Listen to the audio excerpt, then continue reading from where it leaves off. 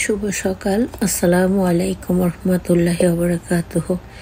সুস্বাগত জানাচ্ছি আখি গ্যালারি ঘরটিতে। আশা করছি সবাই ভালো আছো। আর এই প্রত্যাশা নিয়ে আমি আমার আজকের ভিডিও শুরু করতে যাচ্ছি। আজকে তোমাদের সাথে এমন একটা কাহিনী থাকবে দৈনিক ইত্তেফাক থেকে। এটা বিশ্ব সংবাদ, মানে আন্তর্জাতিক খবর।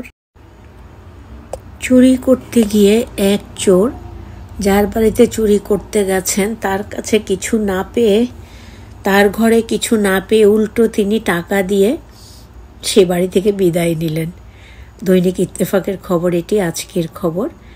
আশা করছি সবাই এনজয় করবে। তার সাথে সম্ভব হলে অন্য খবর আমি শেয়ার করে দিব। সিসিটিভি ফুটেজে দেখা গেছে মুখোশ পরা চোরটি বাড়িতে ঢুকে কোনো টাকা না পেয়ে হতাশ হয়ে পড়েন। সে টেবিলে 20 রুপি রেখে ফ্রিজ থেকে এক বোতল পানি নিয়ে চলে যায়। এই ভিডিওটি শেয়ার করেছেন এনটিভির সাংবাদিক উমা সুধীর। তিনি লিখেছেন, মুখ ঢেকে একটি বাড়িতে চুরি করতে এসে মহেশ্বর রাঙ্গারেড্ডি জেলার তেলেঙ্গানায় চোরটি সিসিটিভি ক্যামেরার সামনে হতাশা প্রকাশ করে বাড়িতে কোনো নগদ টাকা নেই বলে সে টেবিলে 20 রুপি রেখে ফ্রিজ থেকে একটি বোতল নিয়ে সেই বাড়ি থেকে বিদায় হন। ঢাকায় অবস্থানরত নিজ দেশের নাগরিকদের সতর্ক করলেন মার্কিন দূতাবাস। ইত্তেফাক ডিজিটাল ডেস্ক, প্রকাশ 29 জুলাই, অর্থাৎ আজকের খবর।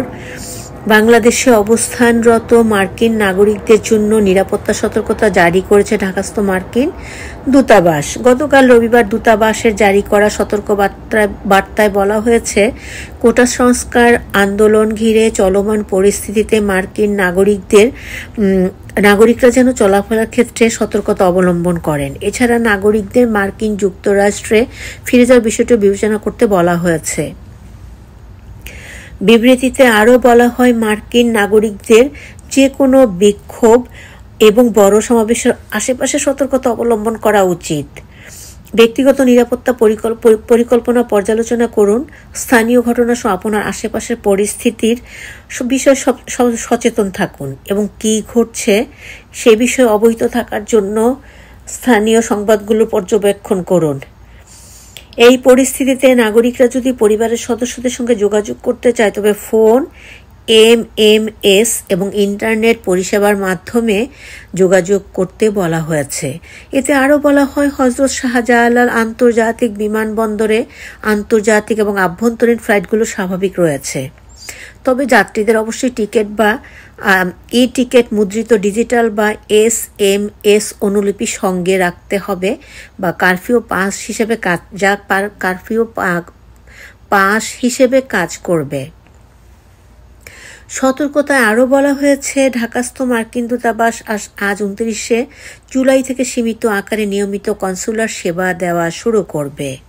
বাংলাদেশের ডেঙ্গু পরিস্থিতি ভয়াবহ। তবে খবরের আগে এখানে কথাটা বলে নেই, এখানেও যে কি পরিমাণ মশা, মানে একটু জমিতে গেলে হাত পা ফুলে একাকার হয়ে যায়। আল্লাহ সবাইকে ভালো রাখুন। যা খবরে চলে যায়, ডেঙ্গুতে আরও 2 জনের মৃত্যু, হাসপাতালে 272 জন। বাংলাদেশে ডেঙ্গুতে আরও 2 জনের মৃত্যু, হাসপাতালে 272 জন।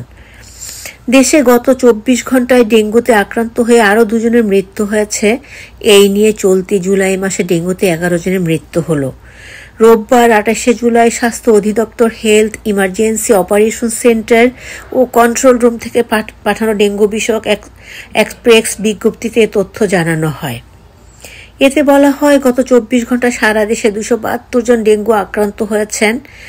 আক্রান্তদের মধ্যে বরিশাল বিভাগে সিটি কর্পোরেশনের বাইরে 28 জন, চট্টগ্রাম বিভাগে সিটি কর্পোরেশনের বাইরে 135 জন, ঢাকা বিভাগে সিটি কর্পোরেশনের বাইরে 4 জন, ঢাকা উত্তর সিটি কর্পোরেশনে 40 জন, ঢাকা দক্ষিণ সিটি কর্পোরেশনে 45 জন, খুলনা বিভাগে সিটি কর্পোরেশনের বাইরে 14 জন, ময়মনসিংহ বিভাগে সিটি কর্পোরেশনের বাইরে 4 জন, রাজশাহী বিভাগে সিটি কর্পোরেশনের বাইরে 2 জন।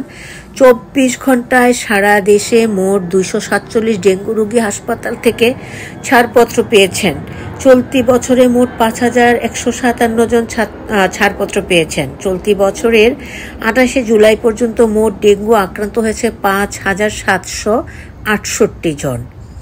এর মধ্যে এর মধ্যে 61.0% পুরুষ এবং 39.0% মহিলা রয়েছেন। গত 24 ঘন্টায় ডেঙ্গু আক্রান্ত হয়ে আরও 2 জনের মৃত্যু হয়েছে। ইন্না লিল্লাহি ওয়া ইন্না ইলাইহি রাজিউন। চলতি বছর এ পর্যন্ত ডেঙ্গুতে মোট মৃত্যুবরণ করেছে 55 জন। 2023 সালের এই জানুয়ারি থেকে 31শে ডিসেম্বর পর্যন্ত ডেঙ্গু আক্রান্ত হয়ে মোট 1705 জনের মৃত্যু হয়। পাশাপাশি ডেঙ্গু আক্রান্ত হয়ে হাসপাতালে ভর্তি হন মোট 3,21,179 জন। নিহতদের পরিবারের সদস্যদের সঙ্গে দেখা করলেন প্রধানমন্ত্রী শেখ হাসিনা।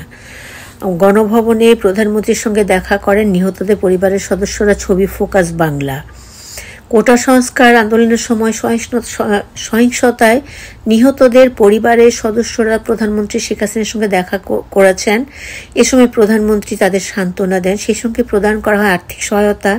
রোববার 28শে জুলাই গণভবনে আসেন রংপুরের বেগম রোকেয়া বিশ্ববিদ্যালয়ের ইংরেজি বিভাগের শিক্ষার্থী আবু সাঈদের পরিবার সহ 33টি শোক সম্পন্ন পরিবার। নিহতদের পরিবারের সদস্যরা শেখ হাসিনার কাছে কান্নায় ভেঙে পড়েন। এ সময় প্রধানমন্ত্রীও আবেগ সম্বরণ করতে ব্যর্থ হন।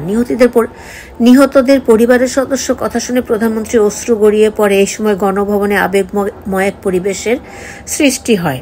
অশ্রুসিক্ত প্রধানমন্ত্রী তাদের সান্ত্বনা দিয়ে বলেন, আমাকে দেখেন, আমি অনেক কষ্ট নিয়ে বেঁচে আছি।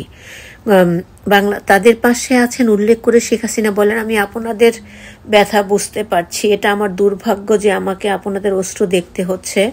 স্পিকার শিরিন শারমিন চৌধুরী ও স্বরাষ্ট্রমন্ত্রী আসাদুজ্জামান খান সেখানে উপস্থিত ছিলেন। প্রধানমন্ত্রীর কার্যালয়ের পিএমও সচিব মোহাম্মদ সালাহ উদ্দিন অনুষ্ঠানে সঞ্চালনা করেন। নিহতদের পরিবারের সদস্যদের সঙ্গে দেখা করলেন প্রধানমন্ত্রী শেখ হাসিনা। গণভবনে প্রধানমন্ত্রীর সঙ্গে দেখা করেন নিহতদের পরিবারের সদস্যরা। ছবি ফোকাস বাংলা।